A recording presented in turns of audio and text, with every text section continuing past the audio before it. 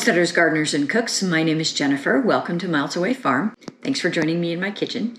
Today I am making some dried mangoes. And obviously this is not something that I grow on the farm, but I love mangoes. They're wonderful when they're dried. They're like candy and they're very expensive to buy. And so when I see mangoes go on sale for $1 a piece, I tend to buy 5 or 6 and either chop them up and throw them in the freezer for smoothies or throw them in the dehydrator and dry them. Today I thought it would be fun if we actually weighed the mangoes that we started with and figured out what we ended up with in terms of dried and did a little bit of a cost estimate of whether you actually save any money by drying your own. So I have 4 beautiful mangoes here. When I buy mangoes, I look for a little bit of this color on it. These have been sitting for about a week, so they've colored up quite a bit. But a lot of times when you see them in the store, they will be almost entirely green. Look for ones that have a little bit of a blush on them. I think you have a much better chance of them actually ripening up and being good on the inside and sweet. If they're all green, they will eventually ripen up, but I find a lot of times they are rotten in the middle by the time they get soft enough to eat. All right, so we have 3 pounds, 6 3/4 ounces of mangoes to start. Let's dry these mangoes and see where we end up. All right, first things first, I gotta get these stickers off, and boy, I wish somebody would come up with a biodegradable produce sticker because you have to throw these things out. They do not compost. I have picked them out of compost after a full year.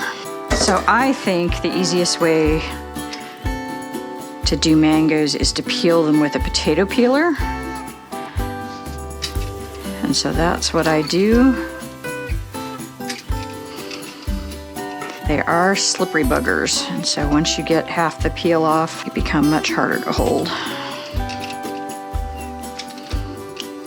And I have another video using mangoes that is a mango chutney, so like an Indian Major Graze chutney that I really love. Wow, the top of this is very ripe, so I'm having a hard time here.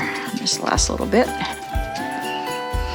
And there are, I'll look it up, but probably literally thousands of kinds of mangoes in the world. We typically only see 2 in American grocery stores, unless you're living someplace very warm where they have a lot of fresh ones like Hawaii. Most mangoes do not travel well. And so the reason that you only see this variety and the smaller one out of Mexico is because they actually can travel without becoming total mush. I spent a lot of time traveling in Mexico many years ago, and green mangoes are very, very popular down there. And we had some little kids that were kind of hanging out with us in a market, and we offered to buy them whatever fruit they wanted at the market, and they chose green mangoes, which totally surprised me. They typically will put chili powder on them. And then a green mango salad is also common in Thai cooking. So lots of different ways of using mangoes that aren't just in fruit applications, but I do love them fresh. They're just delicious. And you'll see people leave these on the skin, like cut off what they call the cheeks. I'll show you that in a minute. But leave the skin on and then just score the mango into squares and serve it that way. But it's not easy to get it off the skin. And so it's a pretty presentation, but it's actually kind of unkind to your actual eaters because they are not easy to remove from the skin itself if you don't peel them. There's an old book on traveling in Mexico. I think it's called The People's Guide to Mexico. It's a famous traveling book for Mexico for low budget stuff. And my favorite description of mangoes is in that book, where he says the best way to eat a mango is chin deep in the ocean, which is very true. They are very juicy and not easy to eat out of hand. And they're very fibrous. So there's a seed in here that's kind of long and skinny that goes this way. And this is the mango cheek. That's the part that I just trimmed off. And that's where you're gonna get the majority of the meat but you can also see and feel the fiber in here. So I like to cut off the cheeks and then try to cut off the sides as best I can. And you're kind of flying to some extent blind. It's very hard to see where the seed is, and if you get too close, you get a little bit of this bit that you don't really want to eat. Oops. And I like my dried mangoes to be probably between 1/4 and 1/2 inch thick. So I'm just going to cut these cheeks additionally in half again.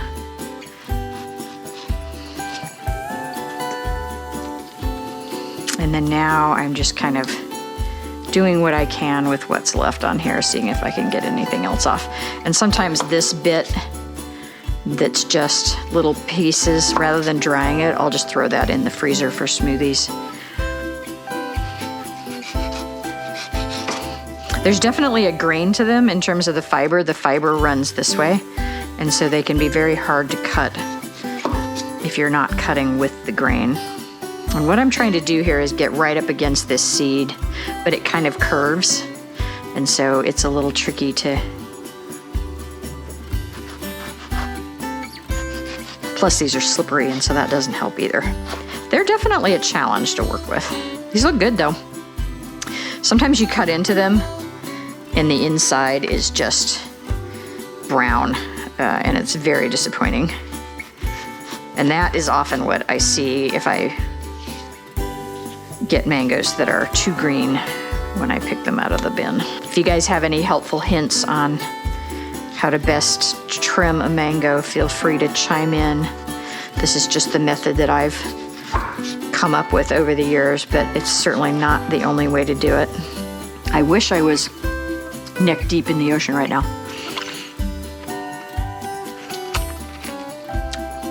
There you go. So I ate a little of that off so you can better see the pit. So fatter in the middle, curved on the sides, tricky.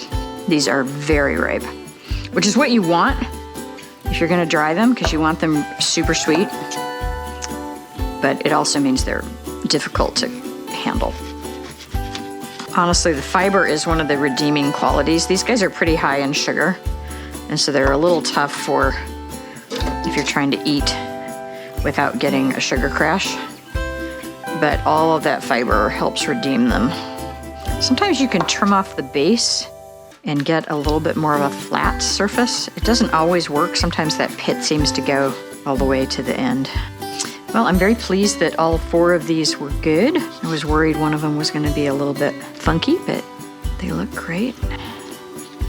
All right, I think that's about all I'm gonna get off of those. I'm gonna freeze this just as smoothie stuff. So let's get a weight on our peeled and cored just for fun here. And I'm gonna work in grams, even though my original number was in ounces and pounds, just because it's much easier to do the math in grams. So I've got 97 for smoothie. This is the ones we're gonna dry. We have 939. All right, let's go upstairs and throw these in the dehydrator. So this is an Excalibur 9-tray dehydrator. It's a really nice machine. I also have an old American Harvest Nesco. This is what I started with, and these work just fine, and they're a lot less expensive. You want a dehydrator that has a fan and a thermostat. If you get one that doesn't have both of those things, you're gonna severely limit the quality of what you're making. What I like about the Excalibur is that the trays are square. It is much easier to lay out whatever you're doing on a square tray than it is on a round tray. And so those Nesco round trays are not my favorite. You can just put a lot more in a square trayed dehydrator and things fit better because you're not, sometimes you got something long and it's really hard to put something long, you know, like a branch of sage or something like that can be very hard to put into a round tray. All right, I'm just spacing these out with some airflow around them You don't have to treat these. There's a tiny bit of browning right there, you can see.